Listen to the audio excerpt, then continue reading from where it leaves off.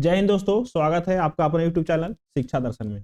तो दोस्तों हम लोग इस साइंस के सीरीज में हम लोग फिजिक्स का चैप्टर नंबर 1 कंप्लीट कर लिए हैं। दूसरा चैप्टर में हम लोग वर्क और पावर दोनों कंप्लीट कर लिए हैं। वर्क और पावर दोनों को कंप्लीट कर लिए हैं। अब हम लोग स्टार्ट करेंगे तीसरा टॉपिक एनर्जी। तो एनर्जी स्टार्ट करने से पहले दोस्तों आप लोग को नोटिफिकेशन दे देते हैं। नोटिफिकेशन के बारे में जो आरआरबी ग्रुप डी का जो नोटिफिकेशन है वो आ गया है 1,37,000 वैकेंसी के बारे में। उसके बाद अब आने वाला है एएलपी के बारे में, जो रेलवे ड्राइवर टेक्नीशियन के बारे में होगा। तो ये जो बुक है दोस्तों, group D, NTPC, ALP, RRB JE, paramedical, RPF constable, SI में जितना भी साइंस का क्वेश्चन पूछा गया है उसका सार संग्रह है। सारे क्वेश्चन को संकलन किया गया है इस बुक में। और साइंस का जो क्वेश्चन होता है दोस्तों, उसका सिलेबस एक होता है, चाहे जिस भी एग्जाम हो, सारा क्वेश्चन एक ही सिलेबस से आता है, जो साइंस का क्वेश्चन होता है। तो आप इस चैनल पर नया है तो इस चैनल को सब्सक्राइब करें और वीडियो को लाइक करें। तो दोस्तों हम लोग स्टार्ट करने जा रहे हैं जनरल साइंस यानी सामान्य विज्ञान। सामान्य विज्ञान में आप नए हैं तो इस चैनल के प्लेलिस्ट में जाकर के जो यूथ कंपटीशन सीरीज है उसमें आप जाकर के देख लीजिए। प्लेलिस्ट में यूनिट देख लीजिएगा, measurement, measuring instrument, quantities, physical quantities, बाकी सारे चीज का इसमें जितना भी हम लोग 8 से 10 वीडियो देखे हैं यूथ कंपटीशन के बुक से, वो उसका प्लेलिस्ट बना हुआ है। तो आप इस चैनल पे नए हैं तो इस चैनल से जरूर जुड़ें। चलिए स्टार्ट करते हैं हम लोग अपना जो एनर्जी का जो टॉपिक है उसको स्टार्ट करते हैं। तो इस बुक में हम लोग दोस्तों स्टार्ट किए थे भाग 1 यानी फिजिक्स को स्टार्ट किए थे, भौतिकी को स्टार्ट किए थे भाग 1 में। उसमें हम लोग फर्स्ट चैप्टर में यूनिट देख लिए, मेजरमेंट देख लिए, मेजरिंग इंस्ट्रूमेंट देख लिए और फिजिकल क्वांटिटीज के बारे में देख लिए। दूसरा चैप्टर स्टार्ट किए थे मैकेनिक्स में हम लोग वर्क देख लिए, पावर देख लिए। अब स्टार्ट करेंगे आज से एनर्जी। एनर्जी को स्टार्ट करने से पहले आपसे अनुरोध है कि आप कॉम्पिटिटिव एग्जाम का तैयारी कर रहे हैं या फिर और भी जनरल नॉलेज का तैयारी कर रहे हैं तो इस वीडियो को बीच में छोड़ करके मत जाएं, इसको पूरा देखें। एनर्जी स्टार्ट करते हैं। एनर्जी यानी ऊर्जा। क्वेश्चन नंबर 108 यानी कि हम लोग पिछले वीडियो में लगभग 107 एक चैप्टर दूसरा चैप्टर का 107 क्वेश्चन देख लिए हैं। अब क्वेश्चन नंबर 108 से स्टार्ट करते हैं। तो क्वेश्चन नंबर 108 कहता है दोस्तों, ऊर्जा संरक्षण के सिद्धांत के संबंध में कौन सा कथन सही है? ऊर्जा संरक्षण के सिद्धांत में कौन सा कथन सही है? देखिए दोस्तों, ऑप्शन ए में कह रहा है ऊर्जा केवल निर्माण किया जा सकता है, गलत बात है। ऑप्शन बी में कहता है ऊर्जा केवल नष्ट किया जा सकता है, यह भी गलत बात है। ऑप्शन सी में कहता है ऊर्जा निर्माण किया जाता है और इसे नष्ट भी किया जाता है, यह भी गलत बात है। डी में कहता है ऊर्जा न तो निर्माण किया जाता है और न ही नष्ट किया जाता है। ऑप्शन डी सही है, ऊर्जा न तो निर्माण किया जा सकता है और न ही नष्ट किया जा सकता है, ये ऑप्शन सही है इसके लिए। क्योंकि ऊर्जा जो है, ऊर्जा संरक्षण सिद्धांत कहता है कि ऊर्जा न तो उत्पन्न की जा सकती है और न ही नष्ट की जाती है, यह केवल एक रूप से दूसरे रूप में क्या होता है, परिवर्तन की जा सकती है। एक रूप से दूसरे रूप में परिवर्तन की जा सकती है। क्वेश्चन नंबर 109 देखते हैं। देखो 109 कहता है क्वेश्चन नंबर, ऊर्जा न तो उत्पन्न की जा सकती है और न ही नष्ट की जाती है, लेकिन इसे एक रूप से दूसरे रूप में परिवर्तित किया जा सकता है। इसे क्या कहते हैं? इसे हम लोग कहते हैं ऊर्जा संरक्षण नियम कहते हैं। ऑप्शन बी सही है। कौन सा क्या कहते हैं दोस्तों? कहते हैं ऊर्जा संरक्षण नियम कहते हैं। ऑप्शन बी सही है। पिछले क्वेश्चन में देखे थे। क्वेश्चन नंबर 110 कहता है यदि वायु प्रतिरोध को नगण्य मान के चलिए, जो वायु रेसिस्टेंस उत्पन्न करता है, प्रतिरोध उत्पन्न करता है, उसको नगण्य माने तो मुक्त रूप से गिरते हुए पिंड की स्थितिज ऊर्जा और गतिज ऊर्जा का योग क्या होगा? मान के चलिए कि यहां से एक पिंड गिर रहा है नीचे की ओर, ठीक है। अब यहाँ पे वायु है, यहाँ पे वायुमंडल में क्या है, वायु है। वायुमंडल में तो वायु रहेगा ही।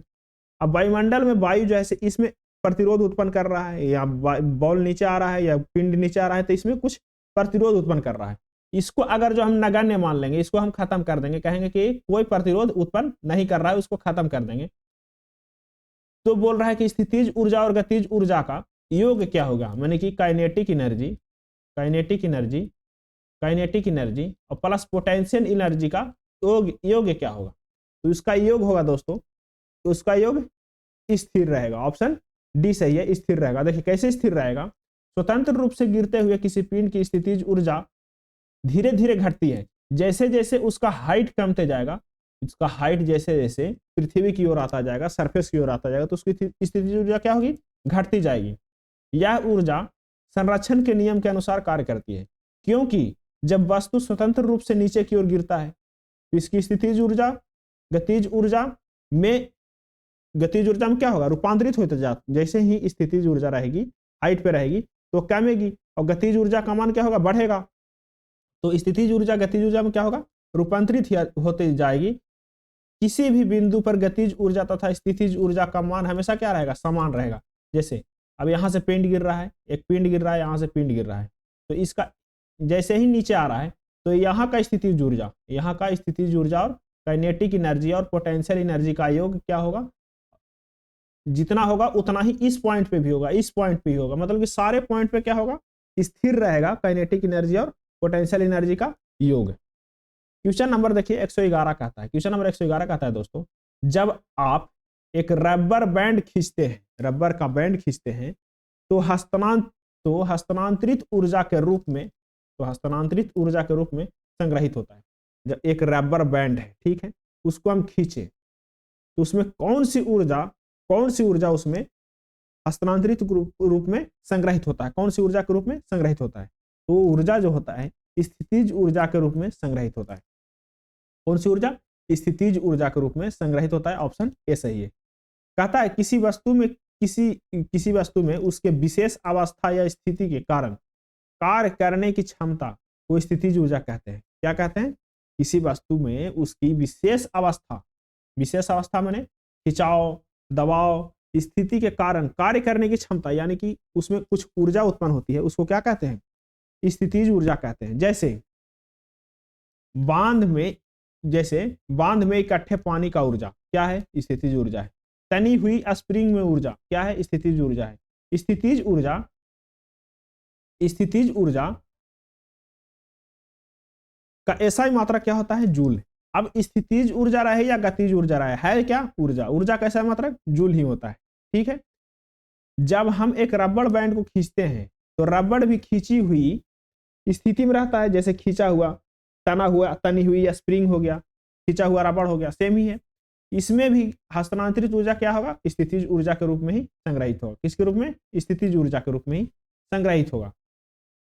चलिए आगे देखते हैं, अगला क्वेश्चन कहता है 112 नंबर क्वेश्चन कहता है डॉट डॉट डॉट के कणों की गतिज ऊर्जा अधिकतम होती है। किसकी कण गतिज ऊर्जा अधिकतम होती है, द्रव के, ऑप्शन ए में, बी में प्लाज्मा के, सी में ठोस के, डी में गैस के। तो गैस की स्थितिज ऊर्जा ज्यादा होगा, गतिज ऊर्जा ज्यादा होगा। क्यों होगा, क्योंकि इसका वेलोसिटी जो है ज्यादा है। जैसे ही वेलोसिटी ज्यादा होगा तो गतिज ऊर्जा क्या होगी, ज्यादा होगी। ऑप्शन डी में कहता है डिस्कशन कहता है किसी वस्तु की गति के कारण उत्पन्न ऊर्जा को वस्तु की गतिज ऊर्जा कहते हैं। किसी वस्तु में गति हो रही है उसके कारण उत्पन्न ऊर्जा को क्या कहते हैं, वस्तु की गतिज ऊर्जा कहा जाता है। किसी गतिशील वस्तु की गतिज ऊर्जा उस वस्तु के विरामावस्था में आने तक किए गए कार्य के रूप में व्यक्त किया जाता है। मतलब कि गतिशील वस्तु है, उसको विरामावस्था में आने तक के किए गए कार्य को क्या कहते हैं, कार्य के रूप में व्यक्त करते हैं। गैस के कणों की गतिज ऊर्जा अधिकता होती है। क्यों होती है, क्योंकि कण जो है से ज्यादा मतलब कि वेलोसिटी में होता है। क्योंकि गैस के कण ठोस द्रव के कणों की अपेक्षा अधिक गतिशील होता है और ठोस के कण गतिज ऊर्जा न्यूनतम होती है। गैस के कणों की गतिज ऊर्जा अधिकतम और ठोस के लिए न्यूनतम। क्वेश्चन नंबर 113 देखिए, क्वेश्चन नंबर 113 कहता है कणों की गतिज ऊर्जा अधिकतम होती है। फिर से आया वही क्वेश्चन, तो किसकी कणों की गतिज ऊर्जा अधिकतम होती है, गैसों की। ऑप्शन डी सही है। अब देखिए क्वेश्चन नंबर 114 इंपॉर्टेंट क्वेश्चन है, कह रहा है एक घर में एक माह में 900 इंटू 10⁶ जूल ऊर्जा की खपत हुई, तो उसकी इकाई में यह ऊर्जा कितनी होगी। देखिए कह रहा है इकाई में, कहने का मतलब हम लोग के घर में जो ऊर्जा का बिल आता है वो आता है किलोवाट आवर में आता है। किस में आता है जी, किलोवाट आवर में आता है, ठीक है। ये दिया हुआ है किसमें, जूल में दिया हुआ है। किसमें दिया हुआ है, जूल में दिया हुआ है। कितना ऊर्जा खपत हुआ है, इतना जूल खपत हुआ है, ठीक है। तो एक यूनिट बराबर होता है एक किलोवाट आवर, ठीक है। अब 1 किलोवाट आवर का मान होता है 3.6 इंटू 10⁶ जूल। 1 किलोवाट आवर का मान कितना होता है, 3.6 इंटू 10⁶ जूल होता है 1 किलोवाट आवर का मान, यानी कि 1 यूनिट का मान है, ठीक है। 3.6 इंटू 10⁶ जूल। अब कह रहा है कि इसमें कितना यूनिट घर में आएगा बिल, तो कितना यूनिट आएगा, इतना जूल बना है इसमें 3.6 × 10⁶ से भाग दे देंगे। यानी कि कहने का मतलब है 900 × 10⁶, 900 × 10⁶ बटा 3.6 × 10⁶ जूल से भाग दे देंगे तो कितना बचेगा, इससे काटेंगे तो कितना बचेगा, बचेगा 250 यूनिट। कितना, 250 यूनिट इसमें ऊर्जा की बिल आएगी। क्वेश्चन नंबर 115 कहता है पवन चक्की पवन की किस ऊर्जा का उपयोग करती है। जो पवन चक्की लगा होता है, मान के चलिए कि एक पवन चक्की है, यहाँ पे पवन टरबाइन है यहाँ पे लगा हुआ, तो किस ऊर्जा का प्रयोग करता है। तो ये प्रयोग करता है दोस्तों गतिज ऊर्जा का प्रयोग करता है। हवा क्या कर रहा है, इसमें गतिज ऊर्जा चल रही है हवा में और इसमें टकराएगा तो गतिज ऊर्जा को बनाएगी, तो गतिज ऊर्जा का प्रयोग करता है।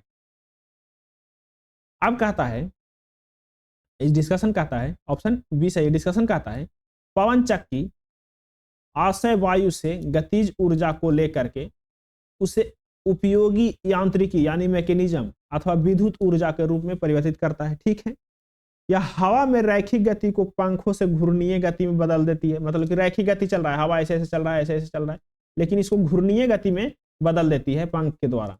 ठीक है, वर्तमान में 2021 के आंकड़े के अनुसार भारत में पवन बिजली का क्षमता कितना है, 39 गीगावाट है। कितना, 39 गीगावाट है जो भारत में इतना बिजली उत्पन्न होता है पवन चक्की से। क्वेश्चन नंबर 116 कहता है दोस्तों जब एक संपीड़ित स्प्रिंग को छोड़ा जाता है, माने कि दबाया हुआ स्प्रिंग है उसको छोड़ा जाता है तो अपनी स्थितिज ऊर्जा को बदल देती है। किसे बदल देती है, जो उसकी स्थितिज ऊर्जा है। जैसे ही एक स्प्रिंग को दबा के रखिए, ऐसे दबा दीजिए, ऐसे फोर्स लगा के दबा दीजिए, जैसे ही छोड़िएगा तैसे ही वो बड़ा हो जाएगा। तो अपनी ऊर्जा को किसे बदल देती है, तो अपनी ऊर्जा को गतिज ऊर्जा में बदल देती है। किसे बदल देती है, गतिज ऊर्जा में बदल देती है। चलिए इसका डिस्कशन देख लेते हैं दोस्तों। इस डिस्कशन में गतिज ऊर्जा का डेफिनेशन दिया हुआ है। जब एक किसी संपीड़ित स्प्रिंग को छोड़ा जाता है तो वह अपनी स्थितिज ऊर्जा को गतिज ऊर्जा में परिवर्तित करती है। पहले क्या करेगी, स्थितिज ऊर्जा को गतिज ऊर्जा में।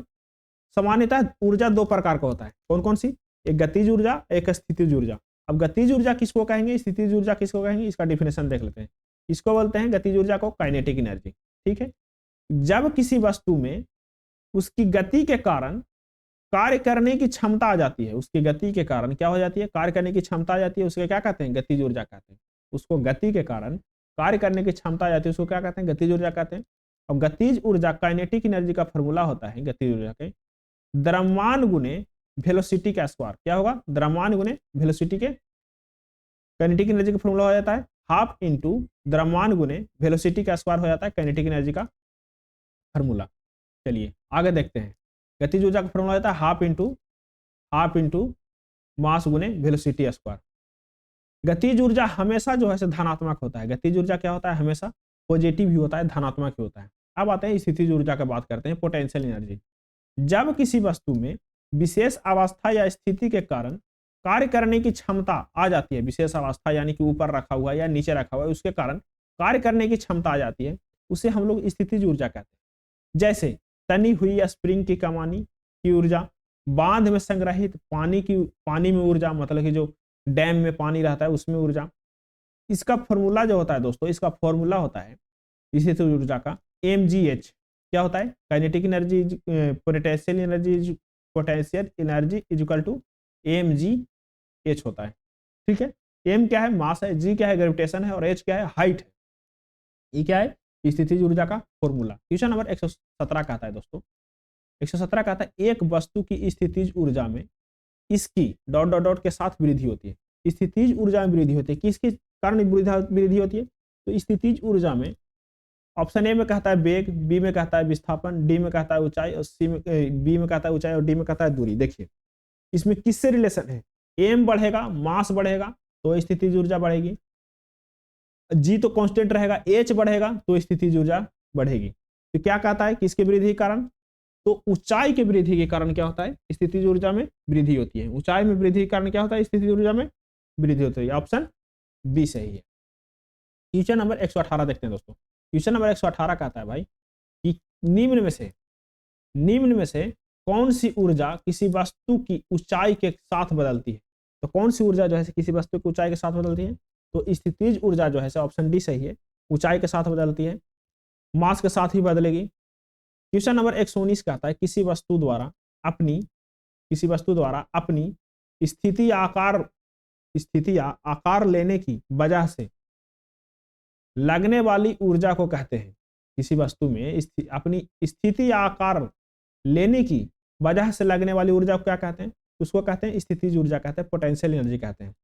ऑप्शन बी सही है। देखिए किसी वस्तु द्वारा अपनी स्थिति या आकार लेने की वजह से क्या कहते हैं? उस लेने की वजह से लगने वाली ऊर्जा को स्थितिज ऊर्जा कहते हैं। लगने वाली ऊर्जा क्या कहते हैं? स्थितिज ऊर्जा कहते हैं। ऑप्शन इसका बी सही है। क्वेश्चन नंबर देखते हैं, क्वेश्चन नंबर 120 कहता है, क्वेश्चन नंबर 120 कहता है दोस्तों, बांध में संग्रहित पानी में कौन सी ऊर्जा होती है? कोई बांध है, डैम है, यहाँ पे पानी संग्रहित है, ऐसे एक डैम है, यहाँ पे पानी संग्रहित है, तो लगने वाली ऊर्जा को क्या कहते हैं? तो इसमें स्थितिज ऊर्जा होती है। कौन सी ऊर्जा होती है? स्थितिज ऊर्जा होती है, पोटेंशियल एनर्जी होती है। क्वेश्चन नंबर 121 देखिए, एक गतिशील वस्तु अनिवार्य रूप से डॉट डॉट प्राप्त करती है।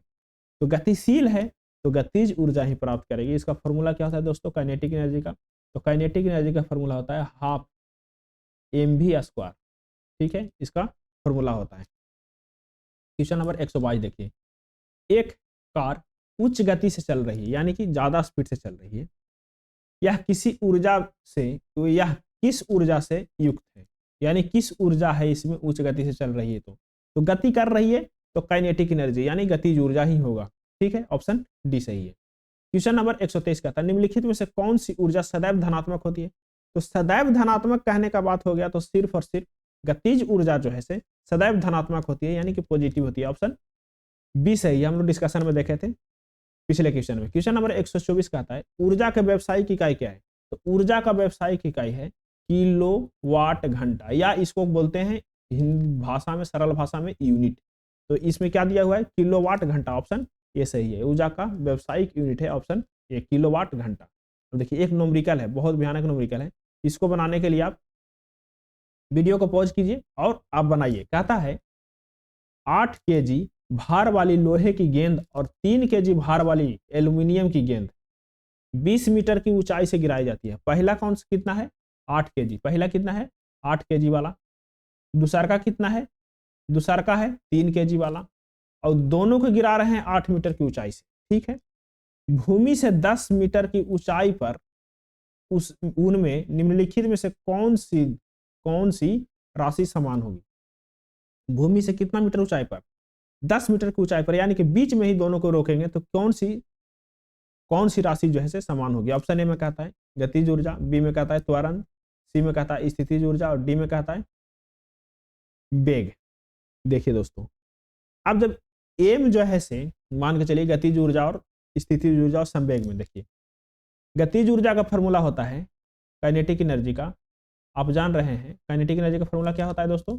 होता है काइनेटिक एनर्जी का फॉर्मूला होता है काइनेटिक एनर्जी का हाफ mv²। क्या होता है काइनेटिक एनर्जी का? होता है काइनेटिक एनर्जी का हाफ mv²। पोटेंशियल एनर्जी का होता है पोटेंशियल एनर्जी का होता है mgh। संवेग का होता है मोमेंटम का होता है mv। ठीक है, अब अगर जो m का मान हम चेंज करेंगे तो समान तो कोई में नहीं रहेगा। एक का मान है m का 8 kg और दूसरा का है 3 kg, तो ये तीनों में से कोई समान नहीं रहेगा। समान सिर्फ और सिर्फ कौन रहेगा? तो त्वरण एक्सीलरेशन जो है समान रहेगा दोस्तों। क्या रहेगा? त्वरण एक्सीलरेशन जो है समान रहेगा। ऑप्शन बी सही है। क्वेश्चन नंबर 126 देखिए, क्वेश्चन नंबर 126 का आता है, एक दबी स्प्रिंग को छोड़ा जाता है तो वह स्थितिज ऊर्जा में बदल जाता है। जब दबी स्प्रिंग है उसको छोड़ा जाता है तो वह स्थितिज ऊर्जा को बदलता है। मान के चलिए कि एक स्प्रिंग है, ठीक है, इसको दबा के रखे हुए हैं, ऐसे ऊपर से फोर्स लगाए हैं, नीचे से फोर्स लगाए हैं। इसको जैसे ही फोर्स हटाएंगे तो ये अपनी स्थितिज ऊर्जा को गतिज ऊर्जा में बदल करके लंबा कर देगी। बड़ा कर देगी। तो क्या होगा, ऑप्शन बी सही है। किस में बदलता है, ऑप्शन बी सही है, गतिज ऊर्जा में बदलता है, स्थितिज ऊर्जा से किस में बदलता है, गतिज ऊर्जा में सही बदलता है, ऑप्शन बी सही है। क्वेश्चन नंबर 27 कहता है, क्वेश्चन नंबर 27 कहता है एक संपीड़ित स्प्रिंग में कौन सी ऊर्जा होती है, जो दबा हुआ स्प्रिंग है उसमें कौन सी ऊर्जा होती है, वो होती है स्थितिज ऊर्जा। कौन सी ऊर्जा होती है, स्थितिज ऊर्जा होती है संपीड़ित स्प्रिंग में। क्वेश्चन नंबर 128 कहता है, 128 कहता है किसके अनुरूप वस्तु की गतिज ऊर्जा में वृद्धि होती है। देखिए अभी देखें, किसके अनुरूप वस्तु के गतिज ऊर्जा में वृद्धि होती है, वस्तु के गतिज ऊर्जा में वृद्धि होती है। तो वस्तु के गतिज ऊर्जा में वृद्धि होती है किसके अनुरूप, वो होती है गति के अनुरूप। अगर जो गति बढ़ेगा तो गतिज ऊर्जा बढ़ेगी। ऐसे यदि किसी वस्तु का द्रव्यमान एवं वस्तु की गति वेग से गति कर रहा है तो वस्तु का गतिज ऊर्जा क्या होती है, 1/2 mv²। ठीक है, चूंकि वस्तु का द्रव्यमान सदैव स्थिर रहता है, वस्तु का द्रव्यमान क्या होता है, सदैव स्थिर रहता है। जितना केजी शुरू में है उतना ही केजी लास्ट में होगा, इनिशियल फाइनल दोनों वस्तु का द्रव्यमान सेम होता है। वस्तु की गति बढ़ने पर वस्तु की गतिज ऊर्जा क्या होगी, बढ़ेगी, और वस्तु की गति घटने पर गतिज ऊर्जा क्या होगी, घटेगी। तो किस पर डिपेंड करेगा, गति पर। ठीक है, क्वेश्चन नंबर 129 कहते हैं गतिशील वस्तु की गतिज ऊर्जा किस पर निर्भर करती है। तो गतिशील वस्तु की गतिज ऊर्जा एक तो द्रव्यमान पर निर्भर करेगा और दूसरा वेग पर निर्भर करेगा, क्योंकि काइनेटिक एनर्जी का फॉर्मूला ही होता है 12 mv²। तो द्रव्यमान पर भी निर्भर करेगा और मास पर भी निर्भर करेगा। ठीक है, क्वेश्चन नंबर 130 देखिए, 130 कहता है किसी जल विद्युत गृह में विद्युत ऊर्जा को परिवर्तित करने वाली कौन विद्युत ऊर्जा को, किसी जल विद्युत गृह में विद्युत ऊर्जा में परिवर्तित करने वाली ऊर्जा कौन सी है, विद्युत ऊर्जा में परिवर्तित करने वाली कौन सी है, तो कौन सी है, गतिज ऊर्जा है, ऑप्शन डी सही है। अरे टरबाइन को या मोटर को रोटेट कराया गतिज ऊर्जा में तभी तो विद्युत ऊर्जा में कन्वर्ट होगा, तो कौन सी है, ऑप्शन डी सही है, गतिज ऊर्जा। ठीक है, ऑप्शन डी सही है। क्वेश्चन नंबर 31 का था निम्नलिखित उल्लेखनीय गतिविधियों में से किस स्थितिज ऊर्जा ने पोटेंशियल एनर्जी, गतिज ऊर्जा यानी काइनेटिक एनर्जी में परिवर्तित होती है, गतिज ऊर्जा यानी काइनेटिक एनर्जी में परिवर्तित होती है। ऑप्शन ए में कहता है पटाखे का विस्फोट, टॉर्च का ऑन करना, टॉर्च को ऑफ करना, पेंडुलम को झूलना। ऑप्शन डी सही है कि पेंडुलम को झूलना जो होता है इसे डिस्कशन देखते हैं। डिस्कशन कहता है एक पेंडुलम झूलना स्थितिज ऊर्जा व गतिज ऊर्जा में परिवर्तन का उदाहरण है। स्थितिज ऊर्जा यानी गतिज ऊर्जा का परिवर्तन में उदाहरण है।